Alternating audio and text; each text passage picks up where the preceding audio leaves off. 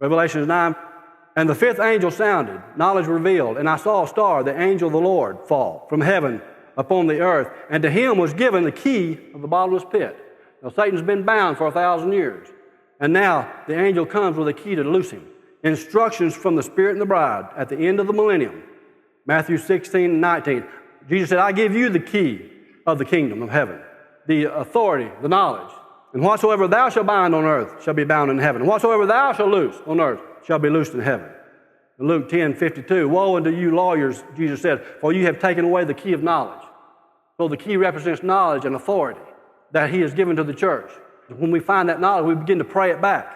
He's waiting for that precious fruit, that revelation. And then he speaks it to the high priest, and the high priest speaks it, and the angels operate at that. That's the key. Revelation 9, verse 2. And at the end of the millennium, he opens the bottomless pit, and there arose a smoke out of the pit, as the smoke of a great furnace. And the sun and the air were darkened by the reason of the smoke of the pit. Verse 3, and there came out of the smoke locusts, the fallen angels. It's just a natural illustration because they're called locusts in Egypt when they just fill the land. It represented the demonic influence. These locusts, these fallen angels upon the earth, and unto them was given power. This was by Adam's transgression. As the scorpions of the earth have power. A scorpion, a numbing sensation, difficult swallowing, a thick tongue, blurred vision, roving eye movements, seizures, difficult in breathing, mental anguish, fear, and confusion. It's what you get when a scorpion stings you. This is how they're described, as a scorpion sting. Revelation 9:4, it was commanded to them that they should not hurt the grass of the earth, neither any green thing. The fallen angels are not allowed at the end of the millennium to go back into the animals and the environment and the plants, because that's been redeemed.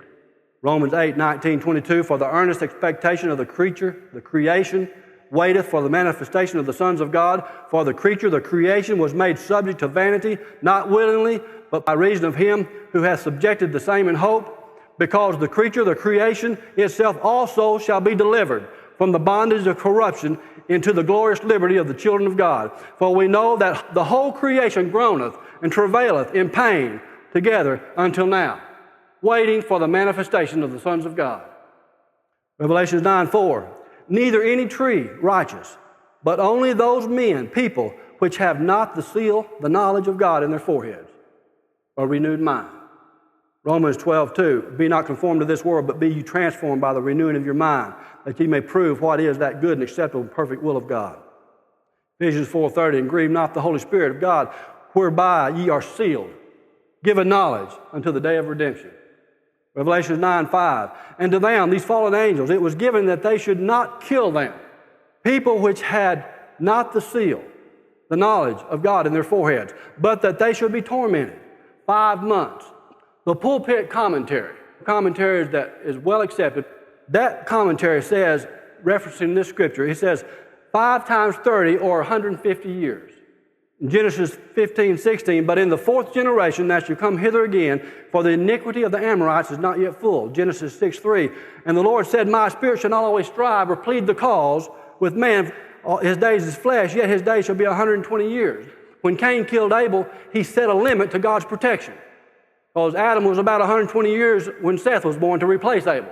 That was the first murder, and it set that limit of 120 years, 3 generations, and then to the fourth, the iniquity comes to the full. And the Amorites, when Israel come out from Egypt, God said, don't touch them, they're under my protection. The iniquity has not come to the full. The demonic influence in them has not come to the full. I'm protecting them. But when the iniquity comes to the full, he says, I can't protect them anymore. I'm limited. The 120 years into the fourth, the law of sin and death the demons have to be cast out. And they couldn't cast them out, so they had to destroy the temple to get rid of the house. This, at the end of the millennium, is brand new. And so for 120 years, they can't die. The devil can't kill nobody, but he torments them because the iniquity has not come to the full. Amos 1:13, you'll find more about this. Thus saith the Lord, for 3 transgressions of the children of Ammon, and for 4, I will not turn away the punishment thereof. In other words, they're in your hands. I can't protect them anymore because the covenant says I can't. And God is a covenant-keeping God. He will not go against that covenant. The law of sin and death cannot be enforced until the 4th generation, 40 years being a generation. These generations, 120 years, until the 4th, or 150 years, according to the pulpit commentary. Revelation 9:5. And their torment was as the torment of a scorpion when he striketh a man. Mental anguish, fear, a numbing of senses, not able to think clearly, confusion. And in those days shall men seek death, shall not find it, because the 120 years, the iniquity is not come to the full, and shall desire to die. This is spirits of suicide. And the shapes of the locusts, these fallen angels, were like unto, they were disguised as horses prepared unto battle. The church prayed, Judah, thou art a goodly horse. Praise. These are disguised as praise. Zechariah 10:3, but the Lord of hosts hath visited his flock, the church, the house of Judah, praise, and hath made them as a goodly horse in battle. Strength and praise. And on their heads were, as it were, crowns like gold. Again, disguised as the church. Zechariah 6:11, then take silver and gold and make crowns and set them upon the head of Joshua, the son of Josedek, and the high priest. So they're disguised as the church. Revelations 9:7, and there, these locusts' faces were as the faces of men. Hairs, they're fallen angels hiding in people. Revelations 9:8, and they had hair, a covering, as the hair of women, or the covering of the church. And their teeth were as teeth of lions. 1 Peter 5:8, be sober, be vigilant, for your adversary, the devil, as a roaring lion. He ain't a roaring lion. He's as a roaring lion. His roar is what scares people. His roar petrifies and stops the prey just long enough for him to attack them. It's the roar. It's the fear. Revelation 9:9, and they had breastplates, false righteousness, as it were breastplates of iron. Ephesians 6:14, stand therefore having your loins girded about with truth, having the breastplate of righteousness. But their breastplate is not righteous, but it looks like it. Revelations 9:9, and the sound of their wings was as the sound of chariots, of many horses running to battle, giving the illusion of something greater. Fear, false evidence appearing real. Revelations 9:10, and they had tails, their lies, like unto scorpions, to pierce, to sting, confuse.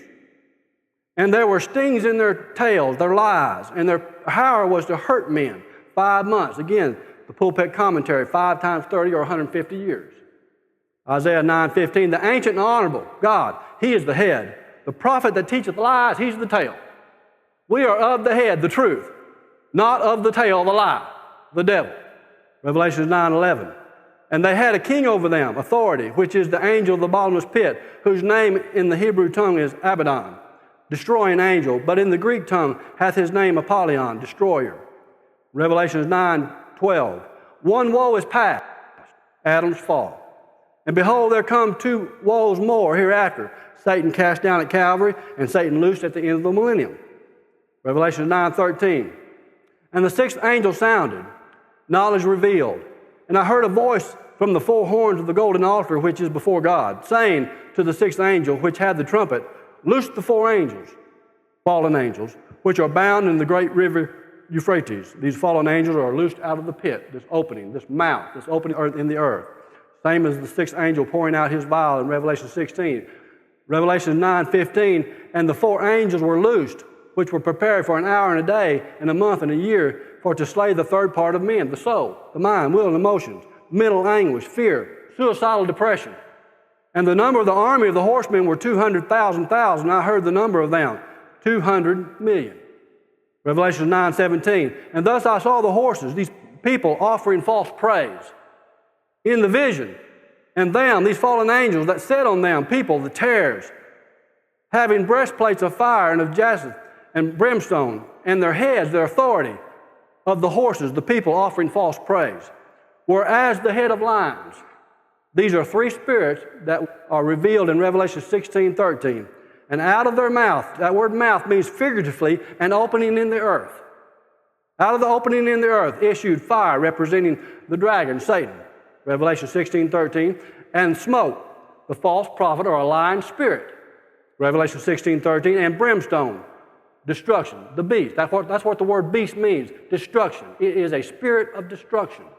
In Revelation 16:13, I saw 3 unclean spirits like frogs, come out of the mouth, out of the earth. Figuratively, that's what the word mouth means. Figuratively, an opening in the earth of the dragon, Satan, that old serpent called the devil, and out of the mouth, out of this opening in the earth, the beast, a spirit of destruction. And out of this mouth, out of the opening in the earth, the false prophet, a lying spirit. Revelation 9:18.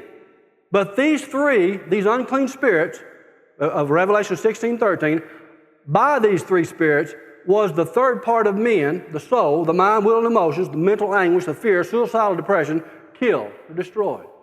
That's what their attack is. It's in your mind, your will, and emotions.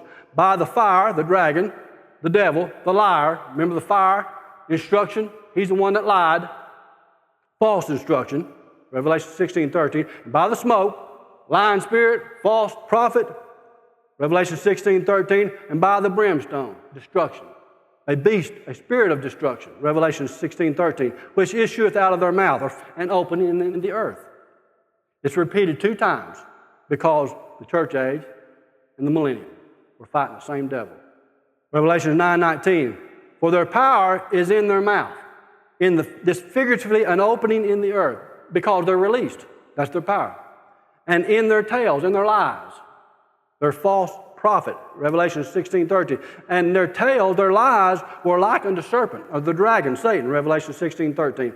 And their heads, the authority, the beast, the spirit of destruction, and with them, their lies, they do hurt.